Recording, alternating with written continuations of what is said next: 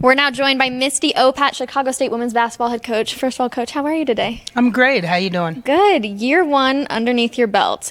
What was the biggest learning obstacle that you feel like you overcame in that first year? Holy cow! There's too many to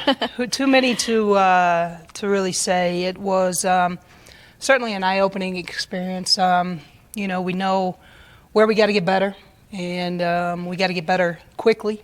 And so it was an all-around learning experience. Obviously, coming back to the Division I level, and then taking over a program that has certainly struggled for several years. And year two, what are you looking forward to most? Us being able to compete. I'm excited. We got a lot of new kids and come from winning programs and know how to win, and carrying that over to this level and really making ourselves a viable member of the WAC conference. Last year you talked about changing the culture of Chicago State. Do you feel like you've started the pathway to doing so? Absolutely. We've got a great core of kids back. We have 5 returners and then 9 newcomers, and they're really buying in and trying to be the change that we talk about a lot in our Twitter handles. And so certainly I feel like we've laid a foundation and are ready to move this forward. Last year we saw 8 to 9 players roughly in the rotation. Is there more depth to this team, do you feel like, this year? Yeah, we have currently we have 14 on our roster, and we'll see how many of them can contribute, but I'm expecting to play a lot of people and hopefully a fun brand of basketball, a lot of up tempo, and so we gotta go pretty deep. There's quite a few schools in the Chicago area. How does that affect recruiting? Certainly affects it. Chicago State, in the recent past anyway, has struggled. I mean, it's very well documented, and I'm sure a lot of people use that against us. But we recruit the trail hard. We're recruiting Chicago. We have one kid on our team this year from Chicago, and hopefully in the near future we will be able to add some more local talent. But until we have some success, those kids, they're at least listening to us right now, and we're in on kids, but you got to be able to land the big fish. And I know last year at this time you were commuting like an hour and a half? 2 hours. Are you still doing that? I still am.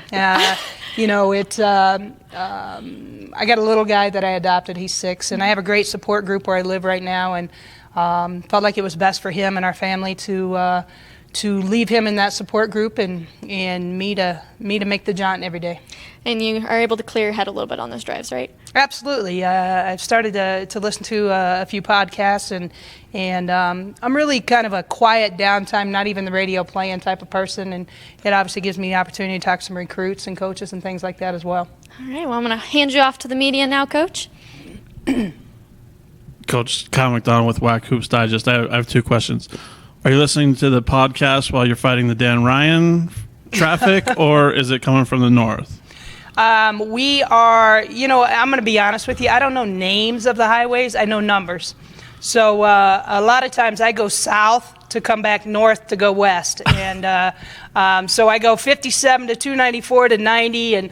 And so I know numbers. And but yes, fortunately, I found the way to go against the traffic most of the time. But it's a few more miles, but it works better for me. I'm not a fan of the stop and go. So I wanted to ask you, what is it that you did last year that you've done this offseason to kind of sell a recruit on coming to Chicago State, selling the university, the program, to get them to commit to your program? A lot of what we've sold, to this point is a success that we had prior to being at Chicago State, and us bringing that same type of culture and success there.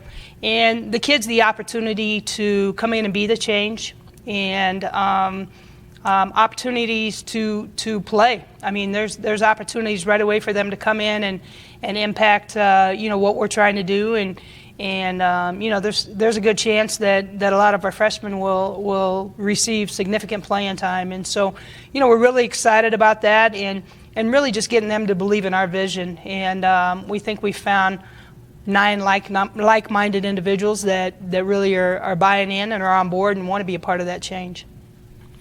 One of the bright spots for the Cougars is you return a good chunk of your roster, and there's a lot of experience there. How does that help this year as you're trying to bring in the new folks? Yeah, we returned 5 of the players from last year's team. Most of them were pretty decent contributors to what we had done in the past. And the nice thing is with the new kids, they're challenging every day. And it's not that, automatically I have the starting spot or, automatically I'm guaranteed playing time to those returners. And so our new kids are in battling and challenging every day. So we have some pretty intense practices with that kind of, effort. Coach, the Cougars open up the season against Illinois and then host Arizona just a week later. How does playing those Power 5 programs help you prepare for the rest of the season? I think we've got to play the best to know where we got to go. And, our schedule, some people think I'm crazy, but, we built a challenging schedule against some great opponents. And, I don't want to be a pretender. I want what we build and what we have to sustain for a long time. And by playing those schools, our kids know that, we're not where we need to be yet. Here's where we got to get to. And, so I'm really I'm excited about that. And, hopefully our kids respond to those challenges. You also have a home game against Green Bay, which has established itself as one of the top mid-major women's programs. What lesson can be learned from them that can help elevate your program? I think Green Bay's a very disciplined, methodical team. They work hard and have sustained a lot of years of success there. Every game that we have on the schedule is going to be challenging, but I think that we have the same like-minded kids that a Green Bay may have that can come in here and learn through hard work and discipline that you can compete at the highest levels of the NCAA. Misty, I just had to ask, how was it possible that you get a Pac-12 team to come to Chicago and Green Bay to come to? Just asking because of how difficult it is for mid-majors to schedule home games of that quality. Well, to be honest with you, I told them we needed home games and for this year, and a lot of them are home and homes, and so that worked out really well. We're going back to Green Bay next year. We're going to Arizona next year, and they had kids in the area and wanted to come, and I think it's like I said, I want us to know what we got to do to become one of the premier women's basketball programs. Does it say more about what you're trying to do to change the culture to get teams to agree to home and homes like that, especially with maybe the negative publicity around South Chicago and so forth, where teams may not want to play in an area like that? Does it say more to what you're doing to change the culture at Chicago State? I think it has a little to do with our culture, but I think things are changing completely at Chicago State with our new president, Z. Scott. Has a tremendous vision not only for the institution but for athletics as well. And I think if you come to our area, you'll see they're building a sense of pride in the community. There's flags on all the light poles now with CSU on it in every direction from campus.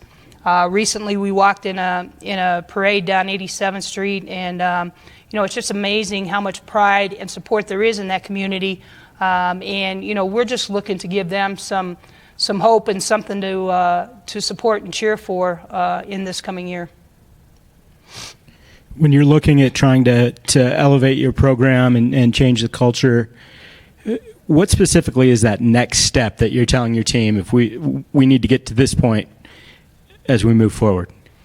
Obviously we've got to win some games. That's the bottom line. And as we continue to recruit, and you guys talk about our tough early season schedule, and we've talked about, hey, we're going in every day to compete, and we're going to have some lumps along the way, and how we respond to those challenges and roadblocks is going to tell a lot about our future. But we also have a lot of games where I thought we were in them last year against common opponents this coming year that I think with the new kids that we brought in and our returning kids that we will get over the hump and we'll have that success and be able to tell our new recruits, hey, we went from 2 wins to, hopefully 15 wins. And it's kind of hard right now. We're kind of in that flux period where we have early signing November 7th, and we're still trying to sell to this group of kids, hey, here's a program that traditionally has not been very strong, but we're right here, we're moving in the right directions, but you're not going to know by wins and losses when you commit to us for this 2020 class. Alrighty, Coach. Well, we wish you the best of luck in this upcoming season as well, and we appreciate your time. Thank you. I appreciate it, and look forward to seeing you all in Vegas. Yes, Vegas we will. All right, we've got the other Chicago State head coach coming up next.